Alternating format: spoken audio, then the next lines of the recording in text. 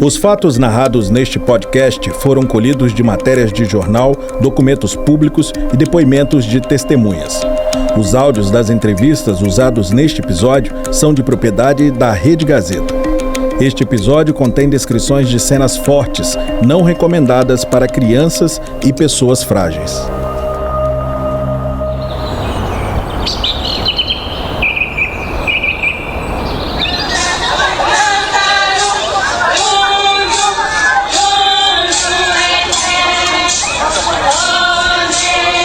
Os pojixás tinham por costume arrancar a língua de seus inimigos quando capturados, para que tivessem dificuldades de gritar durante a tortura.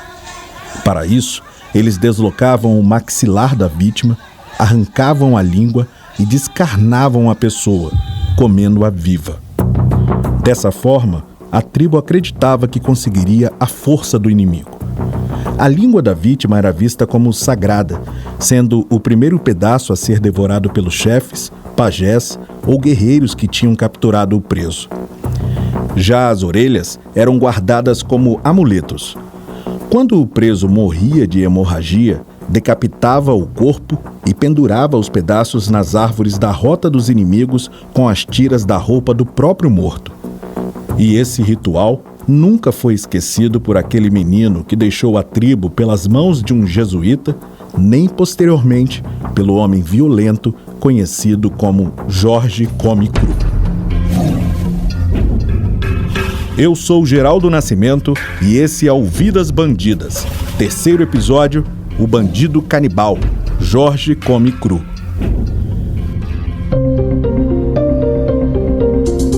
Desde o período das capitanias hereditárias, o Espírito Santo ficou limitado à faixa de terras determinadas pela coroa portuguesa.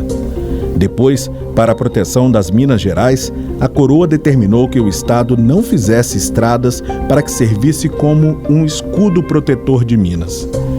Dessa forma, o norte do Espírito Santo ficou cada vez mais abandonado. Em 1928, a ponte do Rio Doce é construída, permitindo o acesso de toda a população a essa região e atraindo o interesse do Estado de Minas Gerais, que nessa ocasião queria chegar ao mar, pegando metade do Espírito Santo para construir um porto. Essa situação causou brigas entre os dois estados. Foi nesse momento que surgiu o professor baiano Udelino Alves de Matos. Aproveitando as constantes brigas, ele recorreu ao presidente Getúlio Vargas, propondo um novo estado para resolver essa disputa, o Estado União de Jeová, que pegava parte de Minas e do Espírito Santo. O escritor do livro Cotaxé, Adilson Vilaça, nos revela os termos desse acordo. O período talvez que tenha sido o mais proeminente, o mais destacado, foi no período da década de 50. Isso se prolongaria até meados da década de 60 com o Estado de União de Jeová, porque surgiria, para tentar se resolver o problema entre Minas Gerais e Espírito Santo, surgiria um Estado novo, o Estado União de Jeová, fundado pelo baiano Udelino Alves de Matos, que seria uma espécie de Estado tampão, entre os dois que estavam em conflito. E esse Estado teve um apoio velado da União. Na época, o Brasil era governado por Getúlio Vargas, e ele recebeu um apoio federal que era um apoio silencioso oficialmente, mas que provocou uma reforma agrária total naquela parte dos estados do Espírito Santo e Minas, porque o Udelino Alves de Matos recebeu uma nomeação como delegado de terras da União. E o Udelino, ao receber essa nomeação, ele fez uma reforma agrária radical, que limitava as propriedades para quem fosse para lá e recebesse como solteiro, ele a limitava em 5 alqueires, 10 alqueires para quando era família, e para fazendeiros já instalados, ele limitou em 70 alqueires. Se a pessoa tivesse requerido 500 alqueires anteriormente, ela teria que se desfazer do restante, passar para parentes, vender, fazer como bem quisesse, mas ele só poderia ter 70 alqueires como fazendeiro já instalado. Isso, evidentemente, provocou revolta dos fazendeiros já instalados. Esses fazendeiros recorreram a pistoleiros, Mas o Delino também tinha pistoleiros, né? Pedro Praxedes, João Piedade, Sebastião Raimundo e o mais famoso deles, o Jorge Comecru, que comandava a milícia armada de Udelino Alves de Matos. Jorge Comecru era descendente de índios Pojixás. O grupo dele situava-se em uma região que hoje é ocupada pelo distrito de Prata dos Baianos, em Eicoporanga. Esse grupo, pertencente à nação Uborum, estava quase em extinção.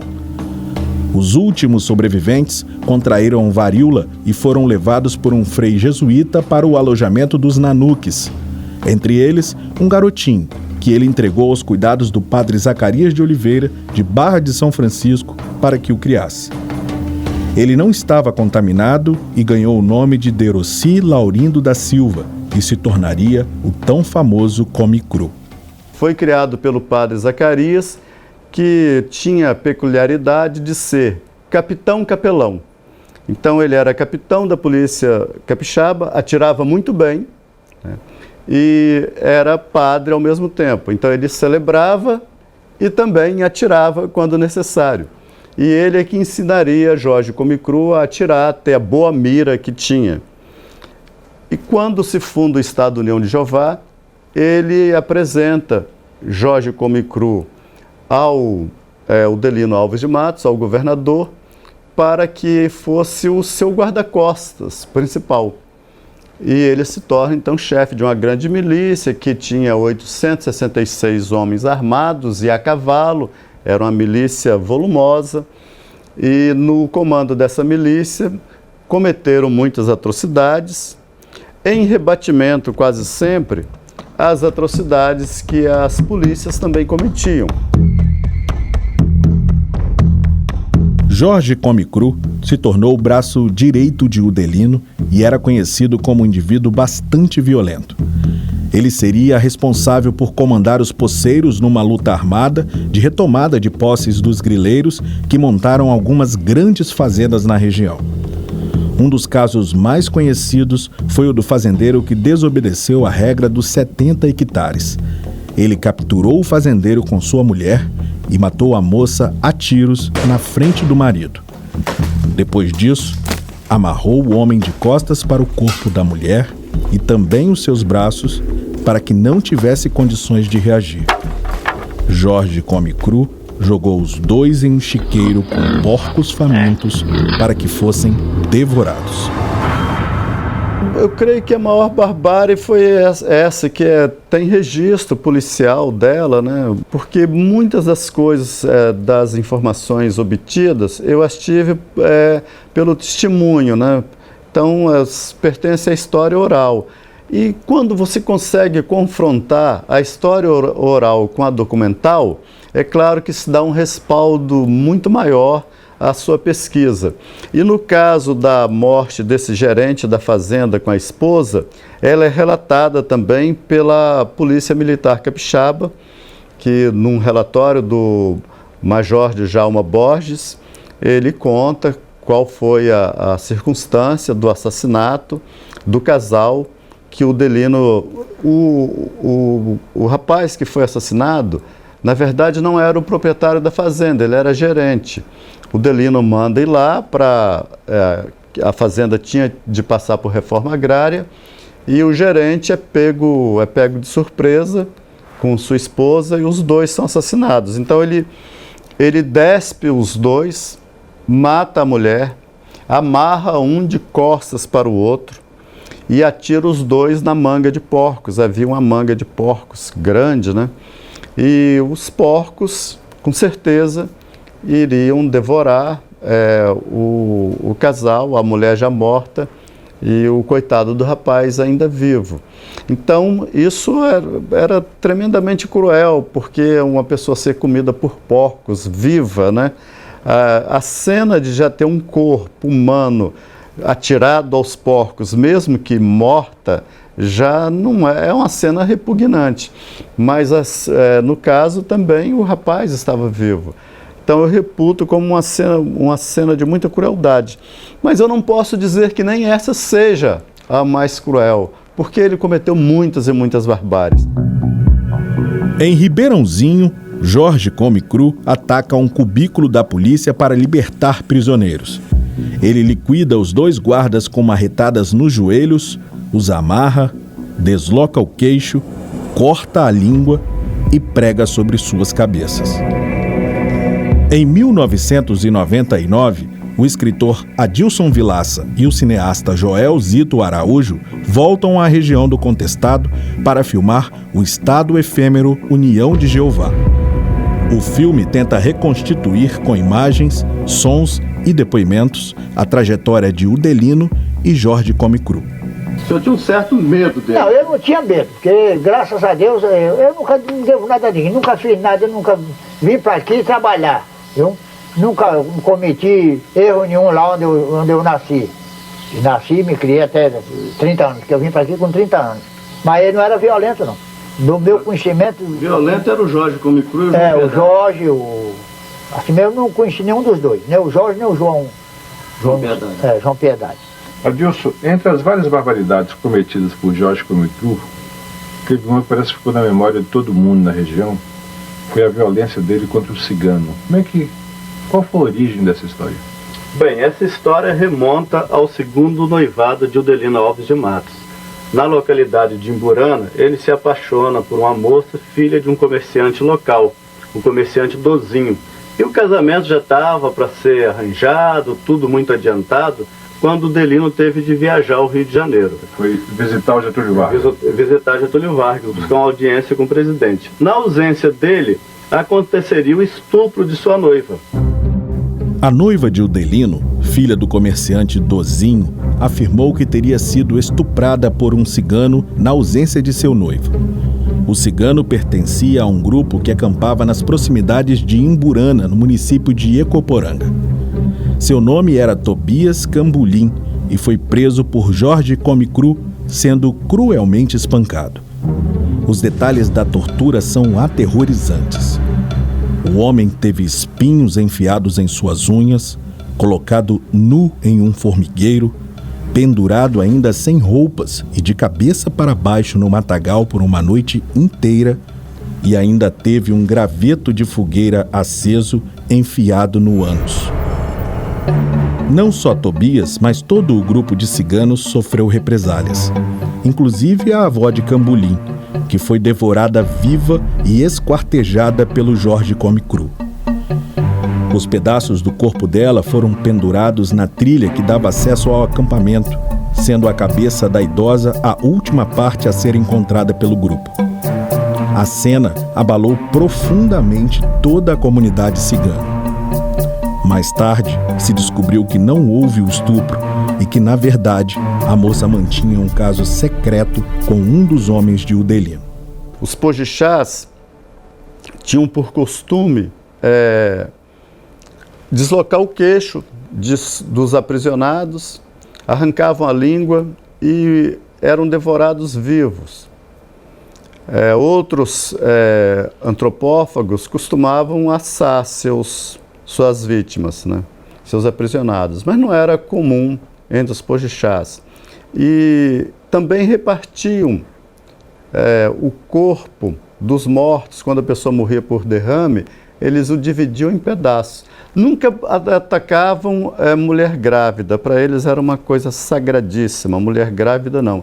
Tirante mulher grávida e quem pertencesse ao povo Borum, todo mundo podia ser atacado. Era costume deles devorarem as pessoas ainda vivas, quer dizer, as pessoas estavam cruas, né?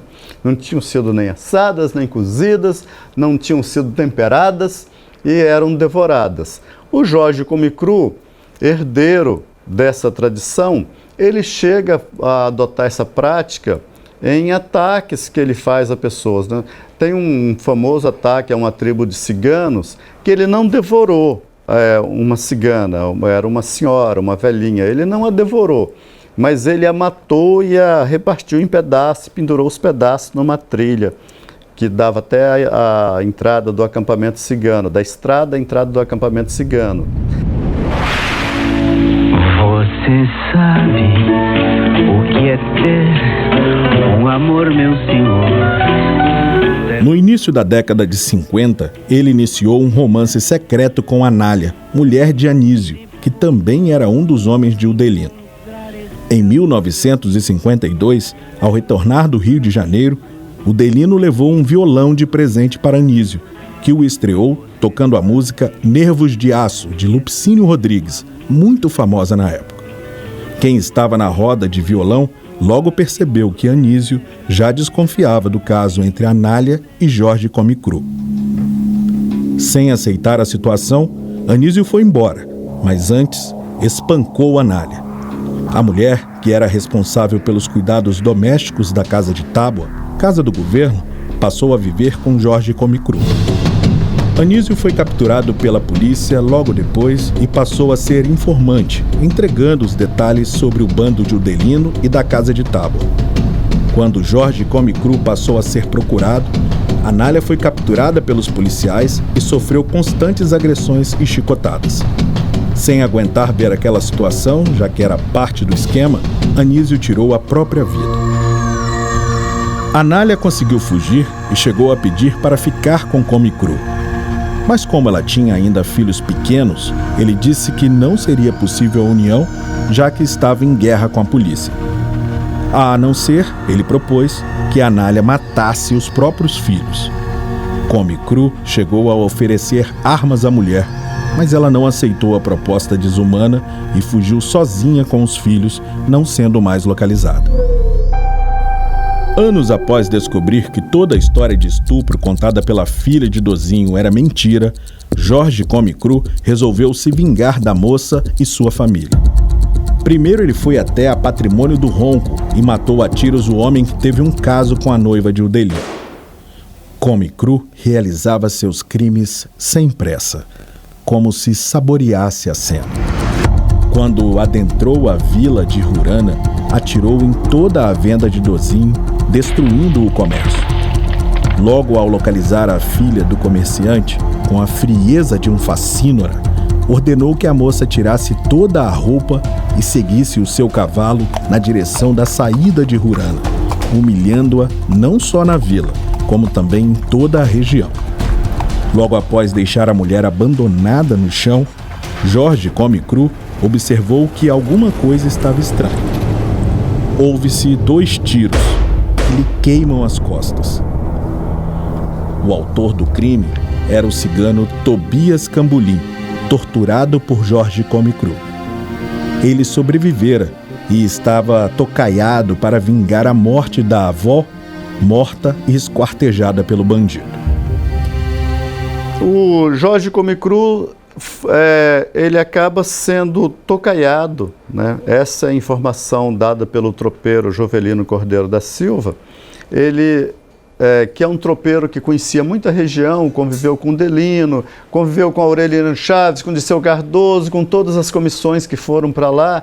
Esse tropeiro que teve uma vivacidade enorme e uma participação como guia em toda essa região, ele então narra, eu não tenho uma documentação sobre isso, só depoimentos orais, mas que ele foi tocaiado por um neto da cigana, que ele espicaçou, né? Cortou em pedaços, lá perto do distrito de Imburana, no acampamento cigano. O distrito de Imburana pertence a Ecoporanga. Então esse rapaz o tocaiou e o matou. Né? Deu um tiro, o tiro atingiu a coluna, ele teve dificuldade de se defender e morreu dessa forma. Não há história de pistoleiros que tenham se aposentado. Né? Você tem história de militares que reformaram. É claro, morreram soldados nesses embates.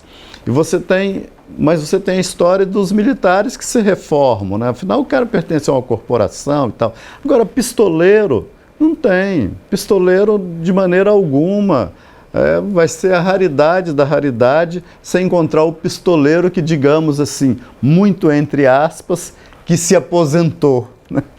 Então, para ele teria de abandonar sua vida de crime, sua região, ir para um lugar bem distante, e mesmo assim ele continuaria com sua vida em perigo, porque os assassinatos provocam retaliações, provocam vinganças. Jorge Comecru era o líder dos Homens Fortes de Udelino e do Estado União de Jeová. Com a sua morte, o grupo começou, pouco a pouco, a sofrer um processo de desmantelamento. Com o acordo entre o governador do Espírito Santo, Jones dos Santos Neves, e o de Minas, Juscelino Kubitschek, para defender a soberania dos dois estados e acabar com a União de Jeová, a polícia intensificou os ataques e deixou patentes as fragilidades do grupo. Udelino, após ver todos os seus soldados serem mortos por policiais, fugiu pela mata com João Piedade, ferido e nunca mais foi localizado.